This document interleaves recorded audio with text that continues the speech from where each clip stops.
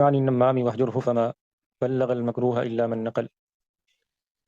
غب عن النمامی، دور رہو، الگ رہو، عن النمامی، نمام سے، چغلی کرنے والے سے، واہجرہ، اور اس کو ترک کر دو، اسے چھوڑ دو، فما بلغ المکروہ، بس نہیں پہنچائی مکروہ یعنی ناپسندیدہ بات، الا من نقل، مگر اس نے جس کو نقل کرنے والا ہے.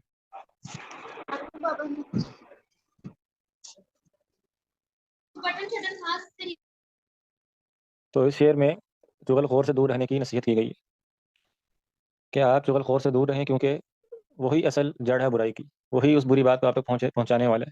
یعنی کسی مجلس میں کسی جگہ پر اگر آپ کے بارے میں کوئی بات ہو گئی ہے تو ٹھیک ہے، بات وہاں پر ہی ختم ہو گئی، لیکن جو شخص اس مجلس کی بات بڑے اہتمام سے آ کے آپ کو بتا رہا ہے کہ فلاں نے آپ کے بارے میں یہ بات کی اور فلاں نے آپ کے بارے میں یہ بات کی، تو یہ اس برائی کو نقل کر رہا ہے نا، تو یہ اصل برائی کو آپ تک پہنچانے والا ہے. یعنی یہ نہ ہوتا تو بات آپ تک پہنچتی نہ اور بات آگے بڑھتی بھی نہ. تو نمام اس کو کہتے ہیں، یعنی چغل خور جو ہوتا ہے جو باتوں کو لگاتے آگے، لگائی بجائی کرنے والا. نمیمہ کہتے ہیں نقل الکلام علی وجہ الافساد، بات کو آگے نقل کرنا فساد کی غرض سے. یعنی کسی کی بھی کوئی بات ہے نا، وہ آگے بتانا تاکہ لڑائی ہو دونوں میں، تاکہ فساد پھیلے، یہ چغل خوری ہے. غیبت ہم پہلے پڑھ چکے ہیں، غیبت ہے کسی کی بھی بری بات کرنا اس کی غیر موجودگی میں. اور چغل خوری کیا ہے کہ لوگوں کی باتیں یہاں کی بات وہاں لگانا، وہاں کی یہاں لگانا، بری نیت کے ساتھ، فساد کی نیت کے ساتھ. اور یہ بھی کبیرہ گناہ ہے. معروف حدیث آپ سب کو انشاءاللہ آتی ہے، اللہ کے رسول صلی اللہ علیہ وسلم نے فرمایا لا يدخل الجنۃ نمام، اور ایک حدیث میں لا يدخل الجنۃ قطات، قطات بھی چغل خور کو کہتے ہیں، یعنی لوگوں میں فساد ڈلوانے والا، یہاں کی باتیں وہاں لگانے والا، ایسا شخص جنت میں نہیں جائے گا. اور اللہ کے رسول صلی اللہ علیہ وسلم نے قبر کے پاس سے گزرے تو آپ نے فرمایا انہما یعذبان وما یعذبان فی کبیر، کہ ان دونوں قبروں کو، دو قبریں تھیں، ان کو عذاب ہو رہا ہے، اور ان کو عذاب کسی بڑی وجہ سے نہیں ہو رہا. یعنی وہ ایسے معاملات میں جنہیں تم کوئی بہت اہم سمجھتے ہو، تمہارے نزدیک یعنی لوگوں کے نزدیک وہ بڑی چھوٹی سی باتیں لگتی ہیں، یعنی وہ معاملات ہیں تو کبیر بڑے ہیں، اسی وجہ تو عذاب ہو رہا ہے نا. لیکن عام جو لوگ اس کو خیال کرتے ہیں، سمجھتے ہیں بڑی حقیر سی بات ہے، بڑی چھوٹی سی بات ہے. تو وہ باتیں کیا ہیں؟ فرمایا اما اولہما فکان یمشی بالنمیمۃ، تو جہاں تک پہلے شخص کا تعلق ہے نا، یہ چغل خور تھا، یہ لوگوں میں باتیں پھیلاتا تھا، یہاں کی بات وہاں اور وہاں کی بات یہاں کرتا تھا. واما الاخر فکان لا یستتر من البول، اور جہاں تک دوسرے شخص کی بات ہے تو یہ پیشاب کے چھینٹوں سے بچتا نہیں تھا، بے احتیاطی کرتا تھا. تو اس سے معلوم ہوا کہ چغل خوری عذاب قبر کا باعث ہے، چغل خور کو قبر میں بھی عذاب ہوتا ہے. اور علماء نے اس کی حکمت کیا بیان کی ہے، میں پہلے بھی آپ کو بتا چکا ہوں 40 کے سبق میں، کہ قیامت کے دن جو اللہ کے حقوق ہیں نا، اس میں سب سے پہلا حساب ہے نماز کا. اور طہارت نماز کی چابی ہے، طہارت کے بغیر نماز نہیں ہوتی. تو طہارت کے معاملات میں بے احتیاطی کرنے والے کی سزا قبر میں شروع ہو جاتی ہے. اسی طرح جو بندوں کے حقوق سے متعلق پہلا حساب ہوگا قتل کا، اور قتل کی ابتدا ہوتی ہے لگائی بجائی سے، نمیمہ سے عام طور پہ، تو اس لیے اس کی سزا وہ بھی قبر سے شروع ہو جائے گی. علماء نے یہ مناسبت اس کی بیان کی. یعنی قیامت کے جو حساب ہیں، جو سوالات ہیں، اس میں سے اللہ کے حق میں سے پہلا سوال ہے نماز کا، اور لوگوں کے حق میں سے پہلا سوال ہے قتل کا. تو قتل کی ابتدا عام طور پہ ہوتی ہے چغل خوری سے، اور نماز وہ طہارت کے بغیر نہیں ہوتی. تو یہ دونوں مقدمات ہیں ان دونوں باتوں کے، اس کی جو سزا ہے وہ قبر میں شروع کر دی جائے گی والعیاذ باللہ. تو بہرحال یہ بہت سنگین برائی ہے، یہ معاشرے کا ناسور ہے چغل خوری جو ہے نا، یعنی باتیں آگے لگانا، باتیں پھیلانا تاکہ لوگوں میں لڑائیاں ہوں، لوگوں میں فسادات ہوں.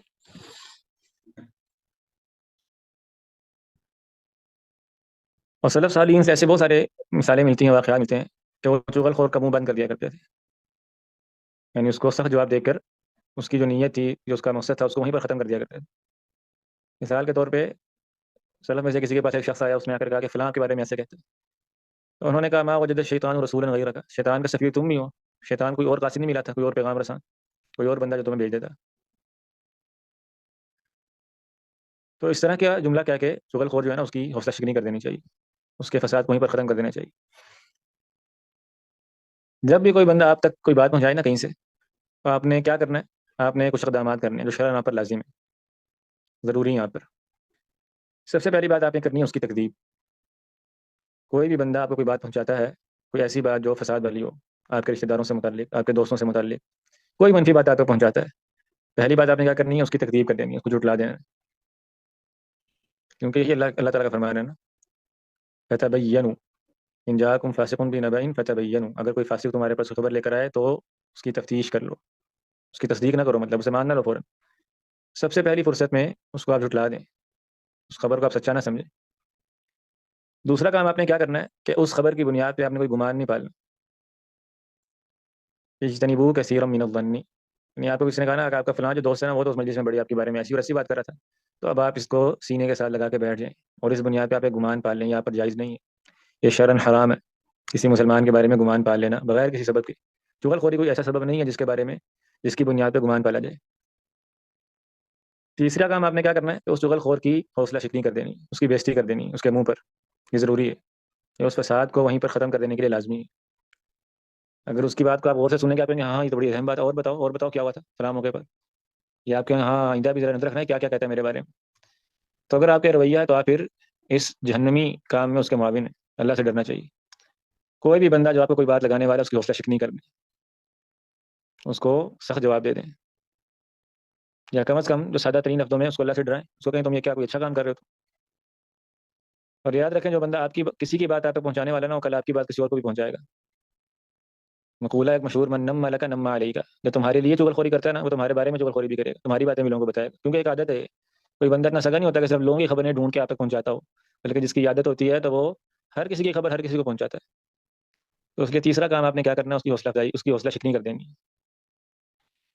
چوتھا کام آپ نے کیا کرنا ہے کہ پھر اگر آپ کو لگے کہ اس کی جو پہنچائی گئی بات ہے اس میں کوئی حقیقت ہو سکتی ہے یا کوئی خطرہ ہو سکتا ہے، تو آپ نے براہ راست اس شخص کے پاس چلے جانا ہے جس کے ساتھ معاملہ ہے، جس کے بارے میں کوئی بات آپ کو کی گئی ہے، اور آپ نے اس سے پوچھ لینا ہے بڑے سادہ لفظوں میں، بڑے اچھے انداز میں، کہ آپ کے بارے میں ایک ایسی بات کسی نے مجھے پہنچائی ہے، تو کیا یہ کوئی ایسی بات واقعی ہے. اور اگر وہ شخص انکاری ہو جائے تو اس کو کڑی دیں مت، تغافل اختیار کریں، پھر اس کی بات پر اعتبار کریں. تو کہ نہیں نہیں ایسا کچھ نہیں ہوا تھا، بات ختم. اس کے سر نہ ہو جائے نہیں نہیں مجھے خود ایک بندے نے بتایا تمہارے پاس بیٹھا ہوا تھا، یہ کیسے ہو سکتا ہے. یہ بات درست نہیں ہے، یہ چغل خور کی حمایت ہے. بلکہ شرفاء کا اخلاق کیا ہونا چاہیے، آپ جا کے اس سے پوچھیں، وہ انکار کر دے تو بس بات ختم. اور اگر وہ انکار کی بجائے اقرار کر دے، اس کی کوئی تعویل کر دے، تو جو مناسب معاملہ ہو سکتا ہے اپنی سمجھداری سے آپ دیکھ لیں. یعنی آپ اس کو تنبیہ کرنا چاہتے ہیں، کوئی اس کے ساتھ معاملہ کرنا چاہتے ہیں، اور پھر آپ کی جواب دی دے. یعنی تبیین کے بعد فتبینوا، اس حکم پر عمل کرنے کے بعد آپ اقدام اٹھا سکتے ہیں، اس سے پہلے نہیں. تو یہ جو چار باتیں نا یہ ہر شخص پر لازم ہے جو اس کو کرنی چاہیے، جو نمام ہے اس کا راستہ بند کرنے کے لیے. کیا پہلی بات آپ نے اس کی تصدیق نہیں کرنی، اس کو جھٹلا دیں اس کی بات کو. دوسری بات اس کی بنیاد پہ آپ کوئی گمان نہ پالیں، کوئی فیصلہ نہ کریں. تیسری بات کیا ہے کہ اس کی حوصلہ شکنی کر دیں موقع پر ہی، اس کو ڈانٹ دیں. اور چوتھی بات کہ اس شخص کے پاس چلے جائیں جس کے بارے میں آپ کو بات پہنچائی گئی ہے، اور جا کے اس سے معاملہ سادہ لفظوں میں اچھے انداز سے پوچھ لیں. امام شافعی رحمہ اللہ نے اپنے ایک شاگرد ان کو یہی نصیحت کی تھی. یونس الصدفی غالباً ان کا نام تھا. تو آپ ان کو نصیحت کرتے ہوئے کہا تھا کہ یونس آپ جو ہو نا دوستیاں ختم کرنے میں جلد بازی نہ کرنا کبھی بھی. جب کبھی تمہیں تمہارے دوست کے بارے میں کوئی بات پہنچے تو تم اس کے پاس چلے جایا کرنا اور اس سے پوچھ لینا کہ ایسا اور ایسا معاملہ مجھ تک پہنچے. اور اگر وہ کہے کہ نہیں ایسی بات نہیں ہے تو بس کو بات ختم ہے یہیں پر ہی. اور اگر وہ کہے کہ بات واقعی ایسی تھی تو اس کے لیے دیکھو کوئی عذر ہے، کوئی ڈھونڈ لو، کوئی عذر ڈھونڈو اس کے لیے کس نے ایسے بات کر دی ہوگی یا واقعی میری غلطی ہوگی، کوئی عذر تلاش کر لو تو بہتر ہے، یہ اچھی بات. تو بہرحال یہ جو عقلاء ہیں، جو عقل مند لوگ ہوتے ہیں، ان کا طریقہ کار ہوتا ہے معاشرے میں برائیوں کو پھیلانے میں معاون نہیں ہونا چاہیے، اور معاشرے کے ان برے کرداروں کی حوصلہ شکنی کرنی چاہیے، ان کو ختم کر دینا چاہیے. تو یہ بہت اہم نصیحت ہے، بہت ہی شاندار نصیحت ہے. جیسا کہ میں نے کہا نا چغل خوری یہ خطر تک لے جاتی ہے، اسی لیے تو عذاب قبر کے مستحق ہو جاتا ہے چغل خور. شیخ کا نام جن کی بات ہو رہی ہے امام شافعی رحمہ اللہ کی بات ہو رہی ہے. امام شافعی اور ان کے شاگرد ہیں یونس الصدفی. یونس یہ میں انشاءاللہ گروپ میں شیئر کر دیتا ہوں، یہ جو نصیحت ہے امام شافعی کی. اور اللہ تعالیٰ سے دعا بھی کرنی چاہیے کہ اللہ تعالیٰ ہمارے دلوں کو سلامت رکھے. میں نے دعا بھائیوں کو بتائی تھی، اللہم اہد قلبی وسدد لسانی واسلل سخیمۃ قلبی. اللہ کے رسول صلی اللہ علیہ وسلم دعا کرتے تھے کہ اللہ میرے دل کے جو کینے ہیں نا، جو برائیاں، جو علائشیں ہیں، جو لوگوں کے بارے میں میرے دل میں باتیں ہیں، وہ دھو دے، وہ ختم کر دے، تاکہ ہمارے دل لوگوں کی طرف سے صاف ہو جائیں. اپنے دل کو خام خواہ بھرے رکھنے کا، اس میں بدگمانیاں پالنے کا اور اس میں لوگوں کے بارے میں منفی تاثرات رکھنے کا کوئی فائدہ نہیں ہے، یہ آپ کا اپنا نقصان ہے، آپ خود پریشان رہیں گے.